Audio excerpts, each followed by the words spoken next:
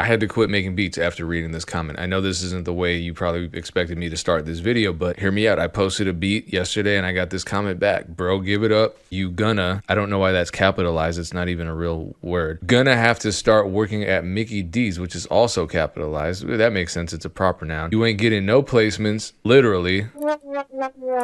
Rap is dead. Rap is a liability. It's exhausted its resources. Beat making also capitalized. Redundant. How do you know the word redundant and how to spell it, but not how to spell gonna? So the rest of this video will just be me walking you through a McDonald's application. I found a local McDonald's, and it seems like I'm a good candidate. KXVI dropped a video entitled "Why You'll Never Get Rich Making Beats." Now, Kavi has made at least $1 million off of BeatStars by his own admission, and also by his own admission, he's made $250,000 as of the most recent video I watched off of underlying composition royalty collection via BeatStars publishing. Is that rich? Some people think that is. What do I think? I think you're worried about the wrong things if you're asking this question. Making a living doing what you love doing is amazing. I want to watch some of Kavi's video, but first of all, let's face reality. Right now, a lot of people's money's fucked up. And being a musician, especially a self-employed musician or a self-employed small business, period, no matter what you're doing, has its ups and downs. And making beats for a living, for a lot of people, not everyone, is experiencing a low right now. So why haven't I quit? And it's weird that the guy told me to apply to McDonald's rather than like the post office or something I have a degree in. I don't know. Well, I haven't quit making music yet because of this beautiful thing called multiple revenue streams. The music business is beautiful in the respect that a musician can generate revenue many ways simply by being a musician. So right now I'm still selling beats every day, just fewer than I would like to this week. I'm going to tell you 5 ways that you can make extra money off of your music without really changing what you do. I'm fortunate in the regard that I have some hit songs, and so money is still coming in quarterly via those royalties, whatever they may be, whether it's mechanical royalties, performance royalties, all that stuff that's collected via my publishing admin. The consultations that I'll book now and again. I also DJ pretty regularly. So no matter what, I'm always busy, and I'm grateful for that. Because for me, no one's going to save me when times get hard. This is my business. This is a decision that I made to go at this by myself in a competitive industry. I speak for myself when I say maybe every other week I want to just quit and, like sell drugs or something. But just because it's a hard week or a hard month or a hard year even, that hasn't destroyed my love for music. And if you love music, you got to look at yourself in the mirror and say this. You love music. You love producing. You love making beats. You love writing songs. And I do get a lot of comments like this from people who claim that it's impossible to make a living selling beats. And they also think that we're gatekeeping and hiding secrets on how to sell beats online. If you have that attitude and you haven't even started and you've pretty much already not only accepted that you're a failure, but haven't taken accountability for failures that haven't even happened to you yet, you probably aren't built for this. And that's fine. Now, let me tell you 5 methods that you can use right now to start making extra revenue that's not simply from just selling or leasing beats. There are subscription beat services online that are in the form of mobile apps. Some of them are free like RapChat and Veloco. Some charge like OffTop. I signed up for OffTop a while ago. Some months are better than others, but you make something. It's extra. I'll take it. Number 2, YouTube. But I think a lot of producers neglect YouTube because they're just annoyed by YouTube. I get it. I'm annoyed by YouTube all the time. This video is probably only gonna get 300 views because fuck YouTube. But if you want to upload your beats so that you can sell them, you may as well set a secondary goal to monetize your YouTube channel. There's no point in not doing that. According to LinkedIn, you can make $50 to $70 per 10,000 YouTube views, which doesn't seem like that many. But if you have a bunch of videos uploaded, because you're uploading videos to YouTube anyway, you should be, there's a huge audience of customers who potentially want to buy your beats there. If you're uploading your beat videos there anyway, you want more subscribers, you want more engagement, you want more watch time. You should do as much as you can to maximize those elements, which number 1, primarily will help you sell more beats and send more traffic to your beat store. But number 2, it will allow you to meet those monetization eligibility requirements, and you can start making this money without really even doing anything different other than continuing to upload beats. Number 3, streaming, right? And not just going online and uploading your beats to the streaming platforms, which I think a lot of producers should be doing. People love listening to instrumental music. But if you want to do that, it helps to have an account like DistroKid because they've made splits easier. I just logged into DistroKid and these are my unpaid earnings right now. And I do have a DistroKid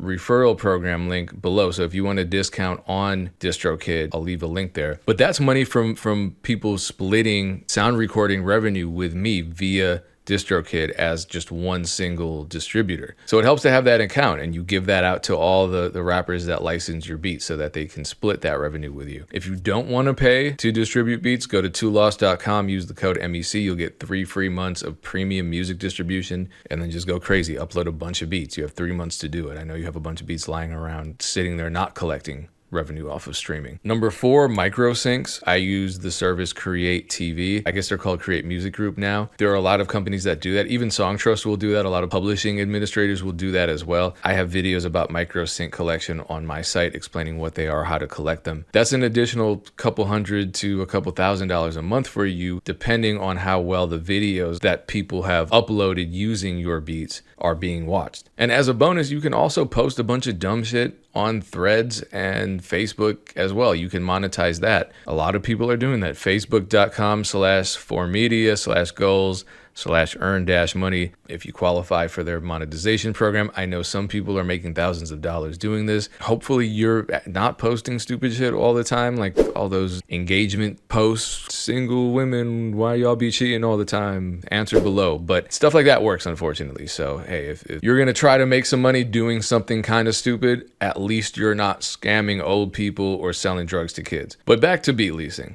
I noticed something really interesting about my stats, and I want to share those with you. I also made a video about the Cujo Beats situation with Ren and how there was a whole issue with Cujo Beats leasing beats with uncleared samples. I have a solution for you. I get pegged as a sample-based producer all the time. The majority of my beats that I upload do not have samples in them. I'm not one of those producers that's afraid of using really dope sounding loops. I also make them myself. Yes, I can kind of play instruments, but I use a lot. I'm lucky that I get access to amazing samples like these samples from Kavi, who I mentioned at the beginning of this video. He sent me a text that said there are 130 100% original soul compositions that won't get you in legal/copyright trouble in this new pack that he put out. That doesn't seem right. 130. Oh, nope.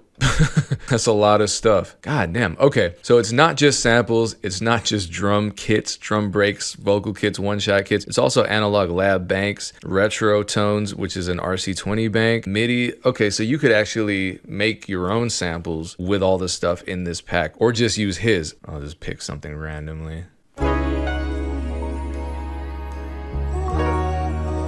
All right, this is what I mean. Whatever, I'm just gonna drag this in.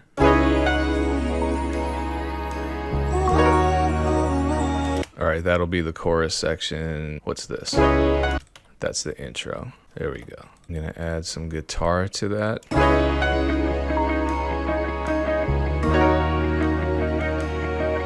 I wanna add some keys to this.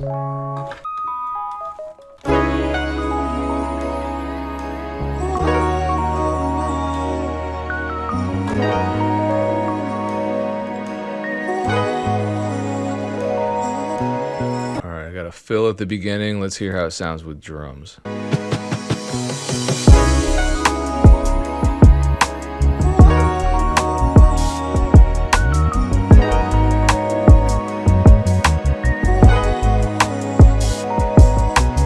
I forgot to add there's a 9-hour course on how to make samples included in this pack. And yes, it's all original, 20 gigabytes of samples created by Grammy-nominated artists, vocalists, performers. And I have a 25% off discount code for you. DJ Payne 25. That link is below. Get that. I use it. You will hear these samples in my beats. You will. And I'm saying this as someone who makes samples himself. So this helps because a lot of artists want to license and buy beats that are soulful, that feel like they're sample based. But this way you don't have to deal with a situation where you're getting dogpiled and mobbed out by a bunch of angry Ren fans on the internet because you sold a beat with an uncleared sample. So for the record, beat sales did jump up. They jumped up in August and the start of September. Right now, it's the end of September. They're down again. They're gonna go up next week. I can feel it. But this is weird. I noticed this. June and July, my beat sales were horrible, but my weekly plays were crazy. And then August, things were kind of back to normal as far as selling a lot of beats, and the plays were down. Personally, I think a lot of it is because our channels are getting older, algorithms are getting more restrictive, trends of what type beat searches are high might be changing a lot. That's why our sales are seeing more ups and downs, right? But when I speak on it on social media, people are dramatic. They say no one's buying beats anymore. When I asked an insider at one of the top beat selling platforms on the internet, he said sales overall were actually up. And I have no proof of this because it was a private conversation. So I just wanted to search type beats in Google Trends to see if fewer people are making searches for type beats. And in fact, it looks like everything's trending upward. I wanted to search for a more clearly beat buying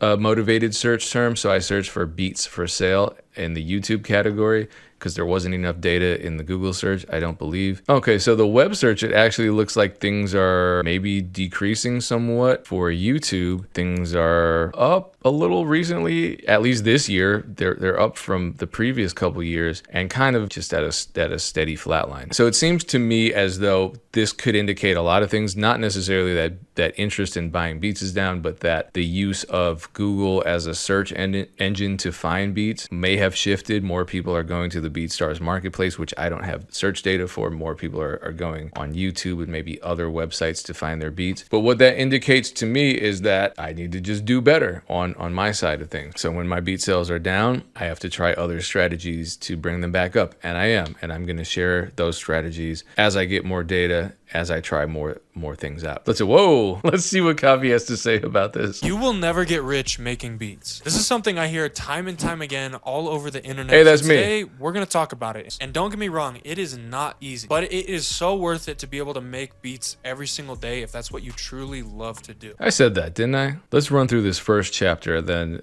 you can watch the full video on your own time, but I'm sure I'll have something to say about this. Let's get into the common reasons you won't make money as a producer. The first reason is you don't commit to anything for longer than a week, and then when you don't see the results or the numbers that you want or expect, you get discouraged and just go back to doing the same bullshit. This is honestly how 99% of all the people leaving troll comments on my videos actually look. Or you just hop onto the next get rich quick idea that you find instead of just sticking to one thing and seeing it through, working for countless hours, years towards something to finally make some money as a producer. If you want to do this as a hobby and just do whatever you want whenever you want, there is almost no chance that you're going to get rich doing this. You need to think of it like a business. I'm going to end the video by saying this. Let's bring this back to the very beginning where that random commenter told me to get a job at McDonald's because beat selling is over. That was actually kind of a helpful statement in the sense that if you want to make money at a 9 to 5, guess what you do? You apply to a job and you show up. If you want to make more money, you show up for more hours. If you don't want to make money, if you want to fail at your job, what do? You don't show up. You'll get fired or your shifts will get cut back. But if you want to make money at a traditional 9 to 5, you show up, do 40 hours a week, maybe more. And the crazy part is when producers go all in on trying to sell beats for a living, the vast majority of them don't treat it as a job. They don't put 9 to 5 hours in, but they expect 9 to 5 money. And a lot of people think there are shortcuts. Like Kavi's saying, I mean, I know for him as a sample maker, I've seen him really put in an amazing amount of work. I mean, like I said, his kit has 20 gigs of files in it. You know, for me, I'm uploading 2 beats every single day to my BeatStars and my YouTube channel. The people who put the work in, have decent beats, and do it consistently for years, I've been doing this for like 15 years, they get rewarded. The people who come in for a month or 2 or even a year and they're like, I'm not seeing enough progress, they give up. And that's unfortunate. So if you've gotten to this part of the video, stay committed. I'm not saying quit your job, go all in right now if you're not making any money off of selling beats. Put the work in, because ultimately what you're doing is you're trying to create income consistent with a 9 to 5. In order to do that, you have to put those hours in and you have to do it over time, just like you would at any other job. The jobs that people say they hate, that I want to quit my regular job, I don't want to work a 9 to 5, I want to make music. Okay, cool. The unfortunate and fortunate reality, I'd say it's unfortunate because it is a lot of work, but it's also fortunate because it's pretty straightforward what you have to do. Put those hours in, work with intention, really have clear goals, have clear benchmarks. We can learn a lot from our experience working 9 to 5s, seeing what the structure is like, seeing what the schedule is like, And then we just simply have to apply that to ourselves. We become the boss, we become the employee, all at the same time. And if this is truly what you want out of life, then I encourage you. I think you can absolutely do it. And hopefully my videos help. If they don't, there are other people who make videos that help. Kavi's one of them. Watch his videos. Appreciate you watching. Much success to you on your beat selling journey. Stay well. Peace.